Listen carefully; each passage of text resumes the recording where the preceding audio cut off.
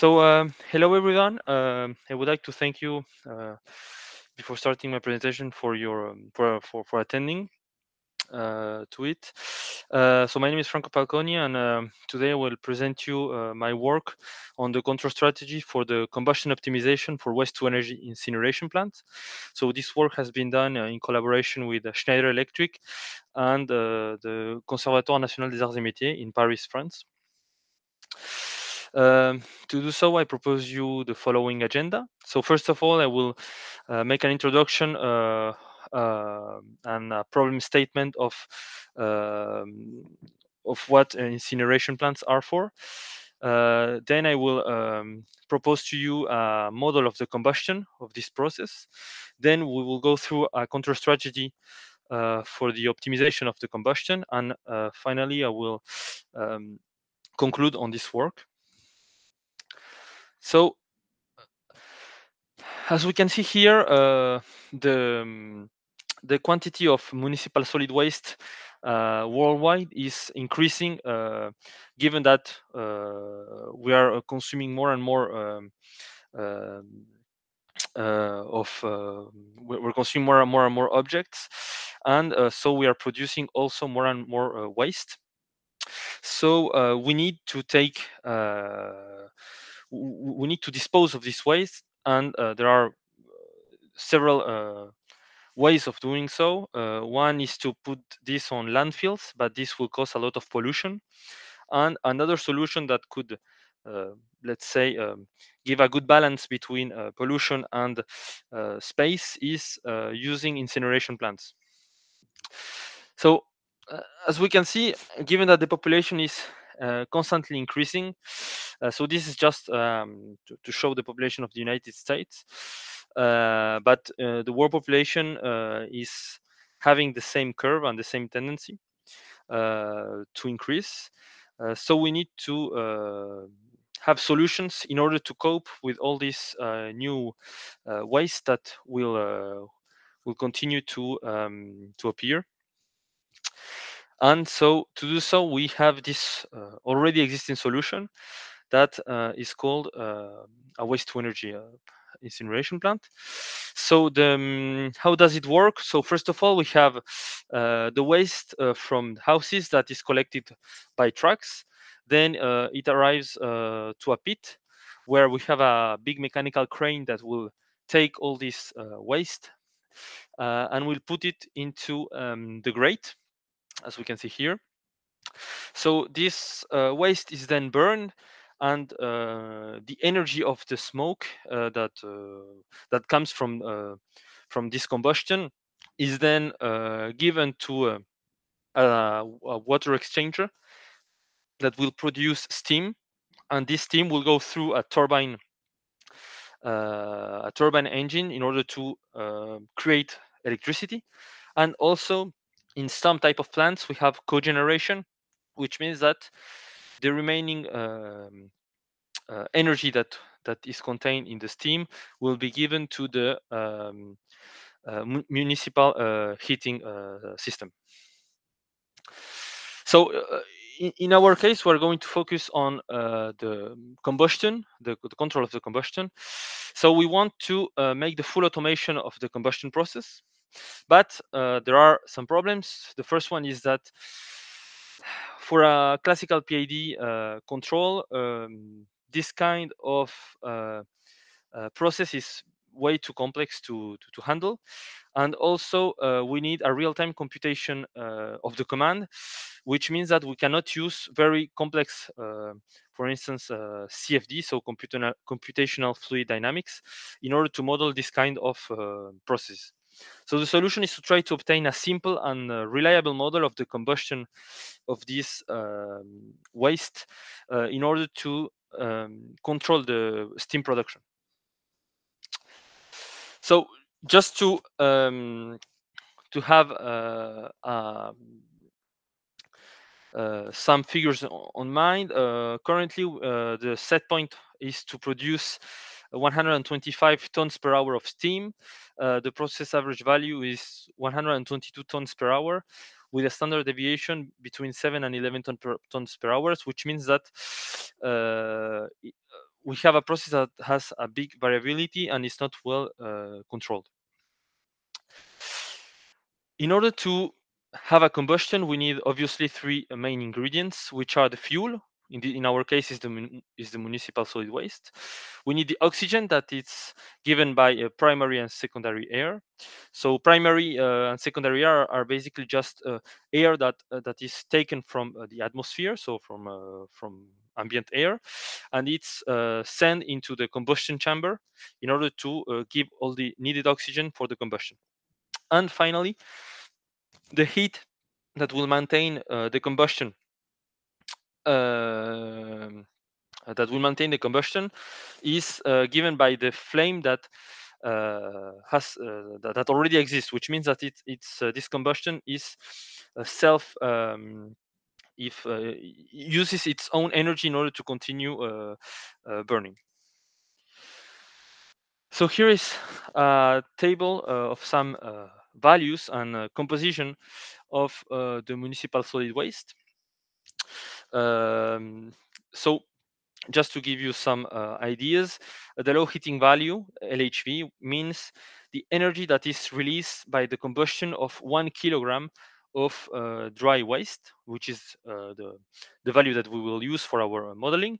And the air stoichiometric ratio is simply the quantity of air that you need in order to burn 1 kilogram of waste, which means that if I want to burn 1 kilogram of waste, I need 3.9 cubic meters of air.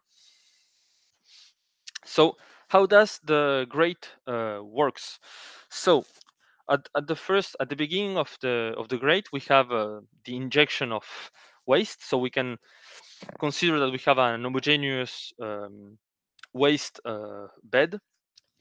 Then this waste bed will start burning as it goes through the flame, and at the end of the grate, we will just have the clinker, which is the remaining of the combustion that cannot burn. So it's mainly composed of metals and inert material that cannot burn, obviously.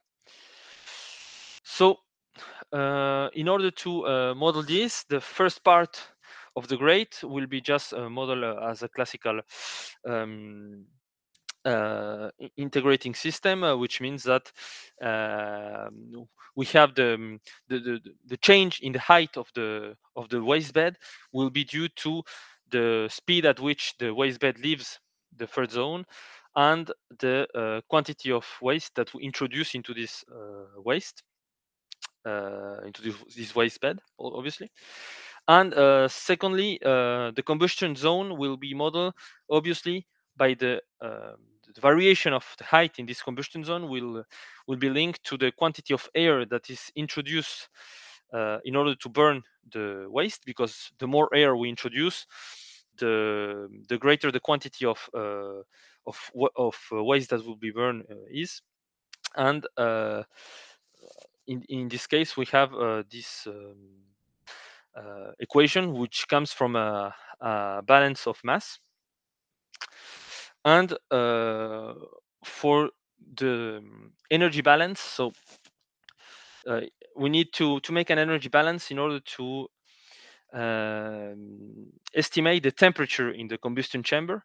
And to do so, we are going yep, sorry we're going to consider um, that the energy change is due to the combustion, the radiative heat transfer, the energy loss in the heating of the air that didn't that wasn't used for the combustion, and the inerts.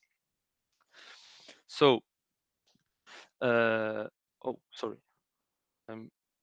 yeah, I don't know why it's yeah, okay. So for the combustion energy, we have we are going to consider this virtual transformation in order to evaluate the total energy released by the combustion. I don't know why it's okay. Yep.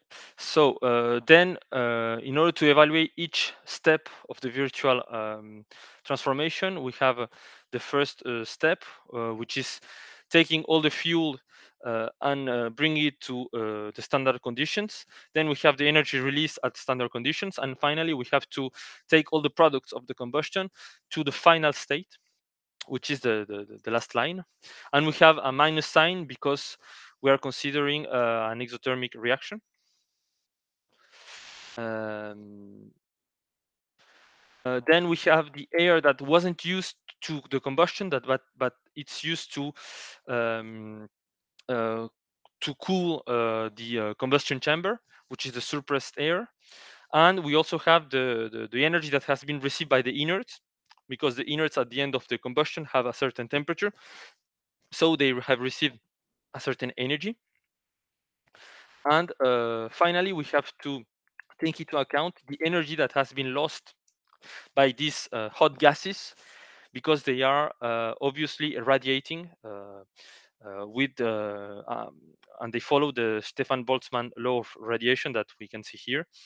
Um, yeah, sorry, that we can see here, and this fact is the main fact of which the gas gives the energy to the water that will evaporate. And finally, once we have this combustion chamber temperature, we need to make the link between the temperature and the steam. And in order to do that, we decided to use a simple regression equation between the steam and the arc temperature. So let me show you some results of this simulation. So here you have in black, so the simulated, in red, the simulated value with the model, and in black, it's the real actual value of the industrial process that has been taken from a real combustion incineration process. So uh, what is really interesting to see is more the here the error. So we can see that we have a mean error of 3% with a standard deviation of 2%, which shows that that the let's say this simple model can really take into account all the some variations of the real process. And if we see the steam production, here we can also see that with the error we have a mean error of 3% with a standard deviation of 3%, which means that also here the process and the model have the same have a very good um, uh, let's say uh, are really close. So this big spike on the error is due to the fact that this big spike is in fact a problem that with the incinerator, when there wasn't a good combustion, and we have a big drop on the temperature, as we can see here. And this big drop on temperature influences obviously a drop in the steam. In order to do the control strategy, we're going to control. We have three state vectors for the modeling. We have the height of the homogeneous waste of bed. We have the height of the bed at the end of the combustion, and the temperature of the gases in the arch. For the outputs, our outputs are the variables we want to control. So we want to control both heights at the beginning and at the end of the combustion, and the steam flow rate. And to do so, we have the following actuators. We have the feed rate of waste, the primary air for the combustion, and the surplus air in order to keep a certain temperature of the combustion chamber. So we have our nonlinear model that comes from all the equations that we have seen previously. And what we are going to do is we're going to linearize around an equilibrium point, this nonlinear model, in order to obtain linear representation to apply uh, a linear quadratic controller. To do so, we are going obviously to to create the augmented system in order to add the integral state feedback. And once we've done this by using these equations, we can perform the linear quadratic regulator. And here we can see a simulation in which we created a drop in the steam production of 10 tons per hour, as we can see on the left hand side. And on the right hand side, we can see both actions. So first of all, we have the primary air that rises. So this is in order to burn more waste. So when your primary air goes up, you are basically burning more waste because you are adding more air to the system, so that the system can use more oxygen to burn more waste. And on the same time, the high pressure air, which is the pressure air in order to maintain the combustion chamber within a certain temperature, also drops. So what we are doing is that we are um, burning more waste and cooling more and cooling less, sorry, the combustion chamber, in order to have a bigger temperature to compensate this disturbance on the steam flow rate. So in this work, we have presented a model that can describe accurately the process of combustion in an incineration plant. Also, we have presented a control strategy that has yet to be tested in a real incineration plant.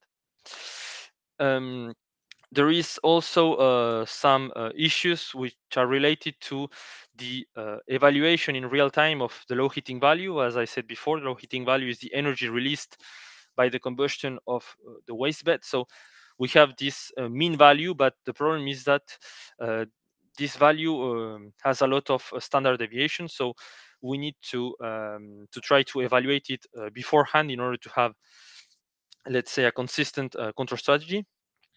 And finally, we need to compare this proposed control strategy with other existing control strategies that have already been implemented on this type of assets and process.